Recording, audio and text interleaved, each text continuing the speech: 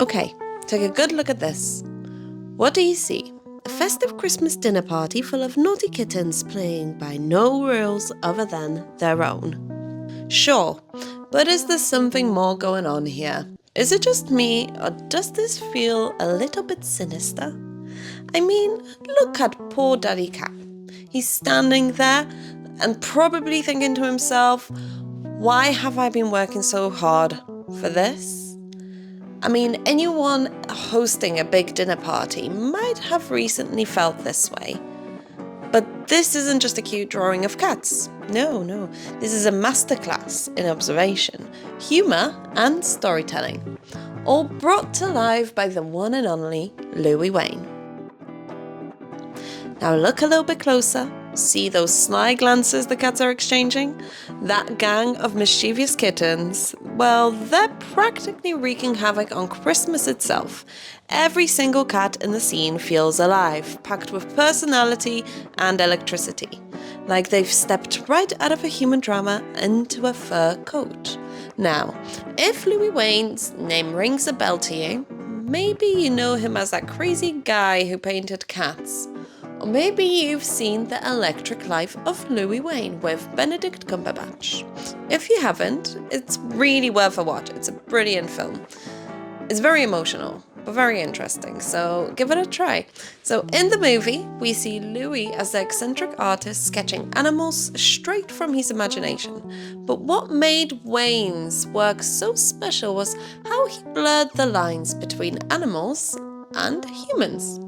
He pulled us into this whimsical, sometimes surreal world where cats didn't just have fur.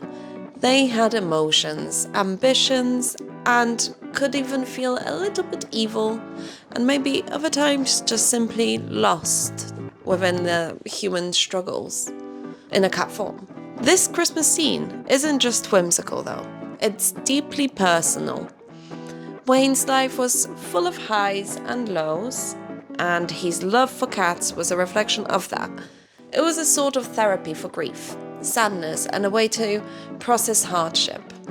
You might have come across images of Louis' Kaleidoscopic Cats, suggesting they show his deterioration into madness and into schizophrenia, but we'll unpack that myth a little bit later on. Spoiler, there's no solid evidence that Louis had schizophrenia really. Today, I'll be drawing a cat inspired by this series, and it's not a direct reproduction, but rather an inspired picture of my own cat, Ripley. I've studied Louis' patterns, and I wanted to take this opportunity as my own art therapy to just relax and draw without any concerns. Louis Wain was more than just an illustrator. He was a multidisciplinary artist. He worked with everything from pencils and watercolors to oil paints on canvas. I'm working using coloring pencils and on paper, which is actually the same size as Louis Wain's Kaleidoscopic Cats series. It's really small, but that's what he worked on, so it's what you get.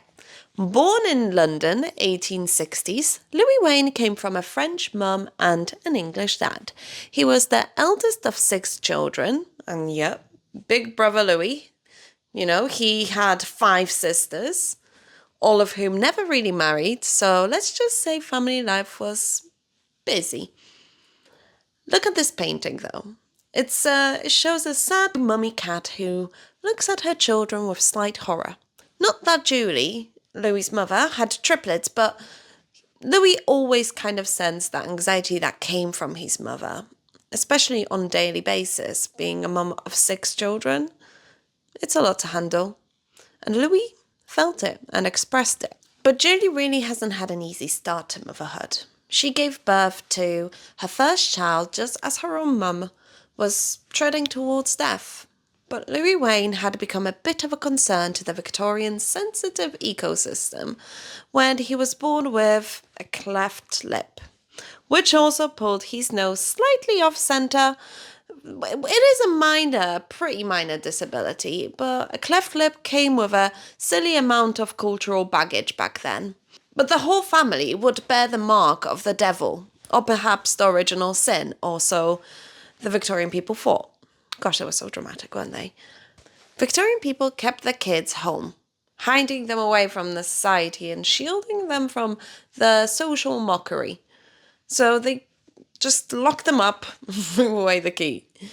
But even though Julie and William Wain had overcome these prejudices, they still had to cope with little Louis' struggles to breastfeed and continuously losing weight.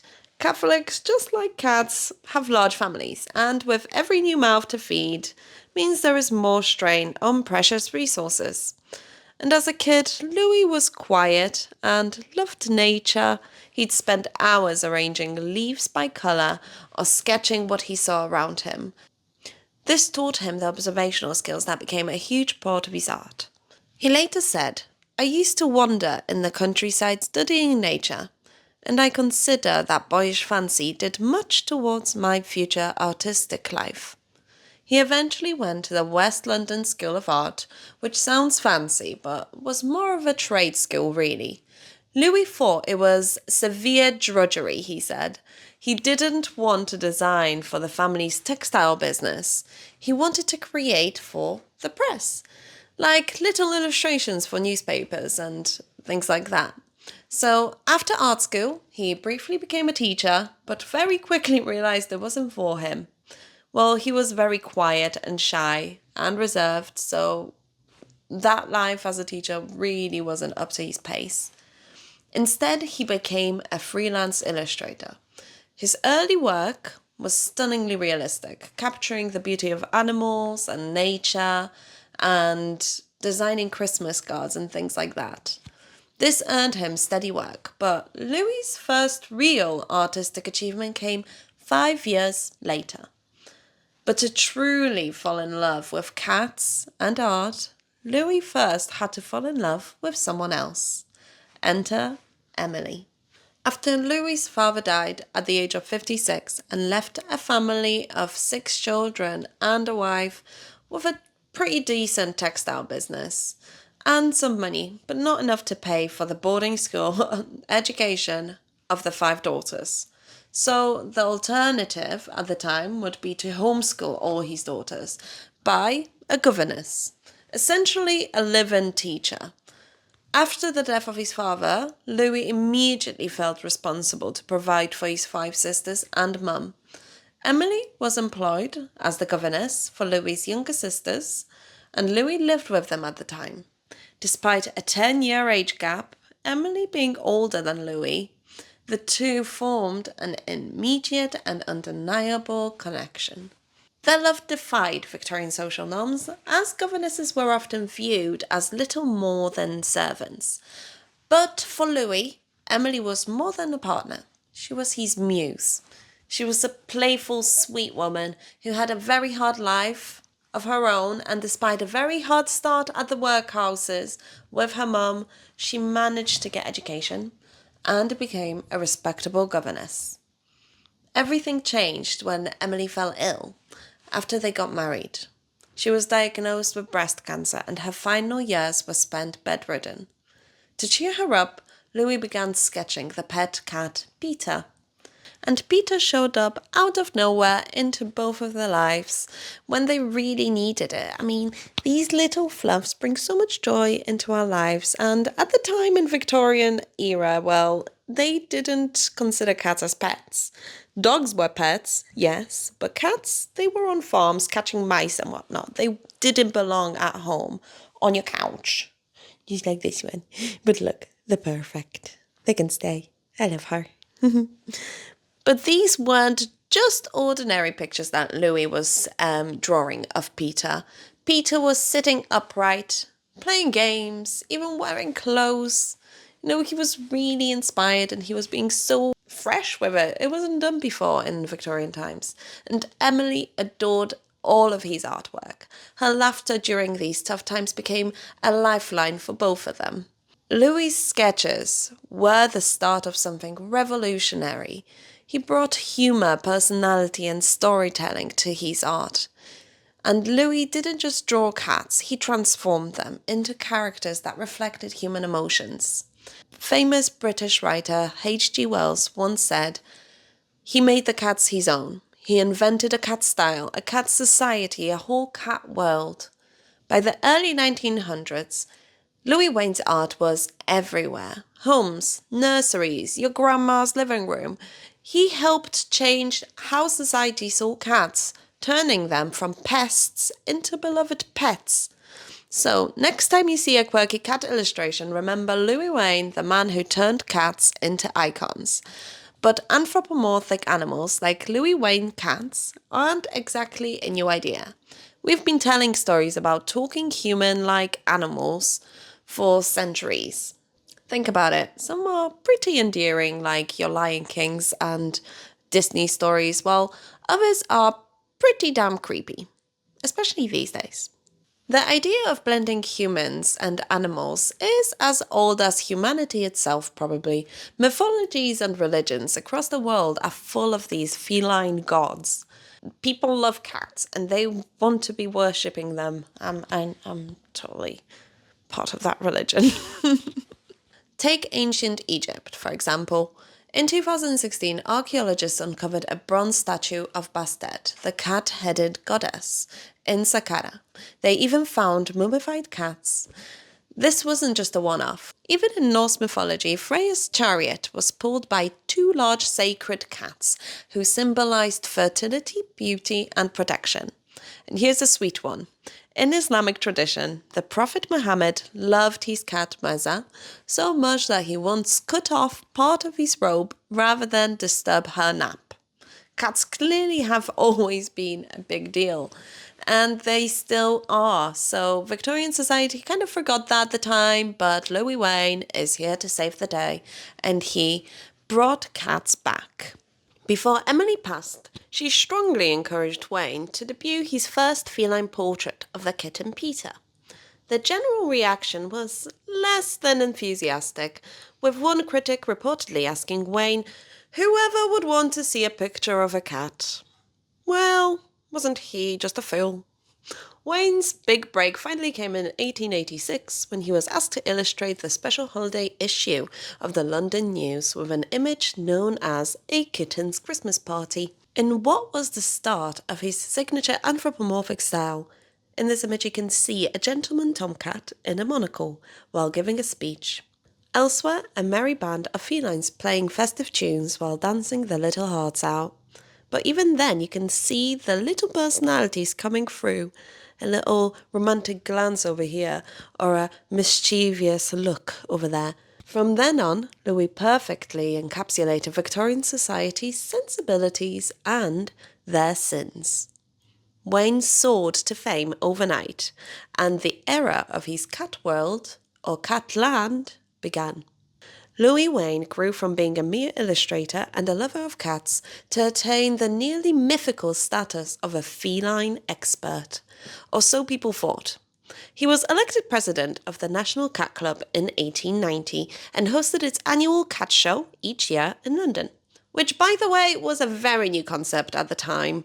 He was kind of, always there at the brink of cat boom. He even mingled with royalty like the Princess of Wales, and this gained him some notoriety in the higher society, even a couple of commissions. This was soon after Emily's death. I imagine Louis took on this role mostly to keep busy and earn some extra cash for his family.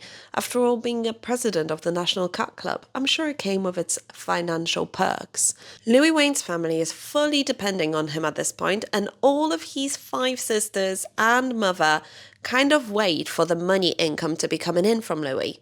So that's quite a lot of pressure. Despite public trust, Louis Wain didn't actually possess much proper knowledge about cats. He was known for various not fully accurate theories. For example, his idea that striped tabby cats were magnets bound to the North Pole. Only tabbies, though. I think this is in relation to how tabby cats' patterns are similar to electromagnetic fields, or they supposedly look similar, the little zigzags and the little patterns on the head. Back in the late 19th century and the start of 20th century, people were really fascinated by this idea of electricity. It was this mythical, exciting force that people were talking about, almost like magic. And Wain was really into that idea. He believed it played a big role in life, influencing emotions, creativity, and even how we see the world. That fascination spilled right into his art, especially in his later years. where his drawings started to feature bold, buzzing patterns that practically hum with energy, hence the electric cats of Louis Wain, right? This image by Louis Wain, called "The Fire of the Mind Agitates the Atmosphere," is a perfect example of the electromagnetic field surrounding the buzzing electric cats, shaking with aggressive energy. You can see they are in a state of aggression and they're probably about to pounce onto each other. But this energy is buzzing all around them and it replicates those electromagnetic fields we often would see on scientific experiments. From the 1890s and into the 1900s, he would average over 600 illustrations a year. In 1 year, he produced 1,500 illustrations. He was working at an incredible rate, producing drawings for magazines, newspapers, children's books, and picture postcards. He even had his own Louis Wain annual, which ran for over a decade from 1901 to 1915. He also produced artwork to be used for advertisement purposes for commercial companies. So Louis Wain was everywhere. He was in your grandma's living room, on her mugs, on her handkerchiefs, everywhere. You would see him in advertisements on the streets, but below the commercial surface and the commercial legend that this man has become, there was a reflective, a sensitive, and a bit dark individual, and this would also come in through his art. Louis captured the dark side of Victorian society, feeble cheekiness, and fake sensibilities. For example, in this image, there is this cat with a kettle, warming some fishies up, with full intentions of boiling them alive, despite what the text says. And drunkenness is common in Louis' catland, although it is mostly of the jolly wobbly kind. Wain drew endless tipsy male cats wandering the streets on way back home with a sloppy grin on their faces. This artwork is called "In the Image of His Father." They are trying to show maybe a different kind of similarity rather than the physical kind. After all, they are different colours. But perhaps it's the likeness in how their eyes gleam with excitement as the baby gulps down the drink in the bottle. Behind on the mantelpiece there's a photo, standing right next to a full size of supposed alcohol, hinting at a long-standing tradition to get plastered. Louis had a weird relationship with alcohol, as both his dad and his granddad liked a daily tipple. Louis tried the sad alcoholic thing for a moment after Emily's death, but couldn't take to it after seeing what that did to his forefathers. Instead, he threw himself into work, hence the commercial success. Sadly, despite his productivity, Wain made errors of judgment when it came to protecting his own financial interests.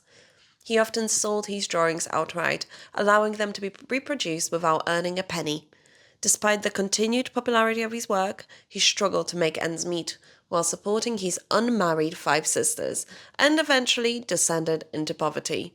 All because he didn't copyright. The family suffered another blow when one of the sisters, Mary Wain, was declared insane after turning violent towards her sisters. On the 4th of March 1901, Mary was committed to Kent County Lunatic Asylum. This has put a big strain on the family's reputation, meaning the Wain sisters struggled to find a husband to marry.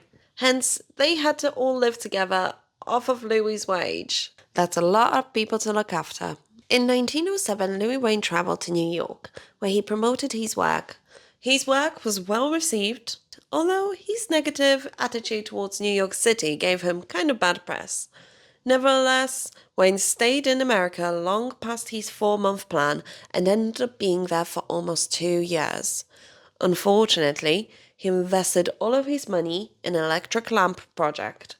And, well, that didn't end well for him. The lamp never went into production, and Wain lost all of his investment. He was penniless. Upon hearing that his mother was gravely ill, he travelled back to England in 1910, only to receive news that she had died while he was travelling at sea.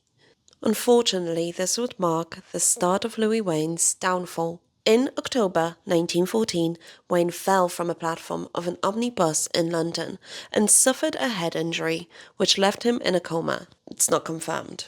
Apparently, he spent the 3 weeks in a hospital and was ordered to rest for 6 months. Some say the head injury after this incident could have been a trigger for Louis' more erratic and violent behaviours. In 1917, Wain and his 4 surviving sisters left Westgate and moved to London. At this point, Mary Louise died in 1913 after 12 years spent in the Kent County Asylum. By the end of World War I, demand for Wain's pictures had declined significantly, and in spite of commissions from publishers, his financial situation deteriorated even more. The final straw came with the death of another sister, Caroline.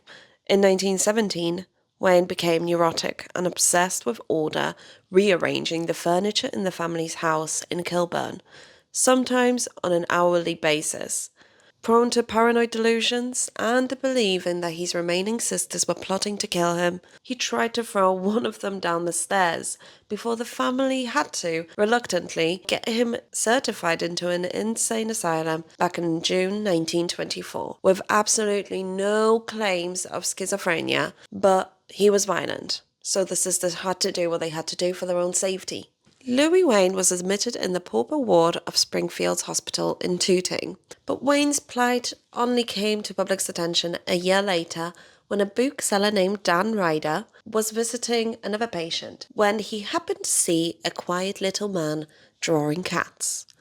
Dan Ryder said when he met him, and I quote here, "Good Lord, man, you draw like Louis Wain." "I am Louis Wain," replied the patient. "You're not, you know," I exclaimed. "But I am," said the artist, and he was. An appeal was made by Dan Ryder to the Times for the beloved catman to be moved to a better facility. He wasn't really happy where he was. It was a dingy old hospital with loads of mould, and he wasn't happy there. It was clear. The appeal said, "An appeal is being made by animal lovers and admirers of the work of Mr. Louis Wain, who has delighted thousands with a long series of inimitable cat studies from the year 1883 onwards till recent years, to enable him to be removed from the pauper wards of a metropolitan mental asylum, where he was been apparently for some years." After this appeal was made and an outpouring of affection from a host of public figures, including the Prime Minister and some royalty, well, they transferred Louis Wain to this amazing hospital, Bethlehem Royal Hospital, which is now the Imperial War Museum. Isn't that incredible? There he was really happy, and the fund also provided for his elderly sisters at the time, who never married or recovered from Louis' financial choices. After all, he was responsible for all of the money that the women carried in the family. But despite better facilities, Wain's behavior continued to deteriorate. He refused to wash and demanded nurses bring him a constant supply of his favorite drink, Bovril and soda. That's a choice, by the way. Fizzy, watery, meaty gravy. But without regular supervision, he would drink paraffin, so that's far worse than meaty soda gravy. It was only when he was moved to Knapsbury Hospital in Hertfordshire, 5 years later, that any form of balance and peace finally returned into Louis Wain's life. While still prone to delusions, the gardens and local colony of cats provided the serenity Wain needed. Finally, drawing for pleasure rather than for a deadline or to have financial gain, his felines perked up, radiating health and vitality in his drawings, such as Cat Caught in a Rainbow, where only the eyes hint at his inner turmoil. But his final years, Wain's cats had become kaleidoscopic. This is what he is known for, dissolving into abstract patterns resembling Hindu deities or embroidered patterns.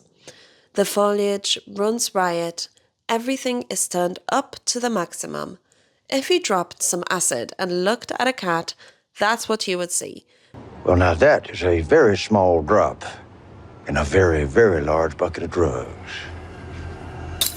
Many believe that the patterns could kind of be a reminiscence from his childhood when working in the family business, surrounded by embroidered textiles and beautiful patterns. When recreating the Kaleidoscopic Cats, I found myself struggling to copy his artwork. I could only tap into this when I made my own versions, like doodle therapy. Louis Wain created these to just relax and experiment.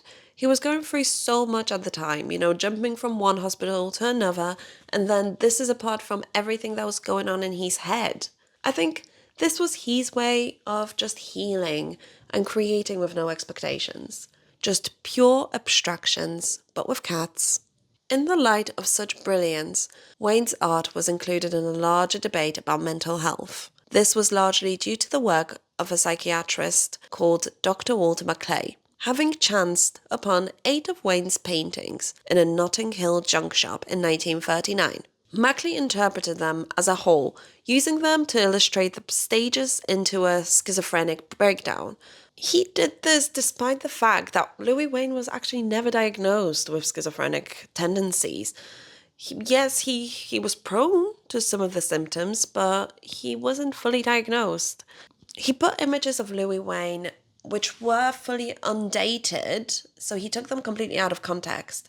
And he said that this was him deteriorating into madness, using a weird narrative that he pushed to gain a monetary, financial gain from this.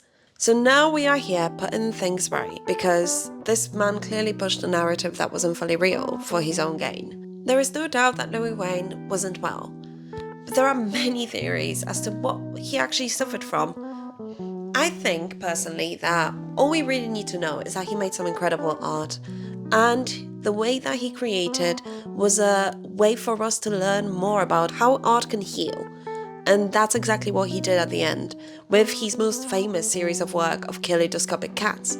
He was healing his shattered soul that was grieving and experiencing some weird symptoms that he just couldn't understand, and I think that's what his story finally resulted into. It's not right to paint a picture or a narrative of a man who's suffered from schizophrenia and this is his deterioration to madness. That's not exactly what happened. His work developed and he experimented and he grew. After all, he was 80-something years old when he died, and he was drawing and painting up until he couldn't anymore. All we really need to know is that this man loved cats, he loved to create, and he was fully inspired by him. And this resulted in the cat crazy world that we live in now. At least it contributed to it. Well, how nice is that? Long live the cats. Do something nice for a cat today, as it's National Cat Day on the 17th February, which is when we're supposed to be posting this, but we'll see. So that's Louis Wain, and this is the final artwork. I hope you enjoyed this, and I hope you enjoyed Louis Wain's story. Please don't forget to like or subscribe. It does help out a lot since we are doing this, and it does take a lot of time for us to do. So stay creative, stay kind, take care of yourselves, and hopefully see you soon.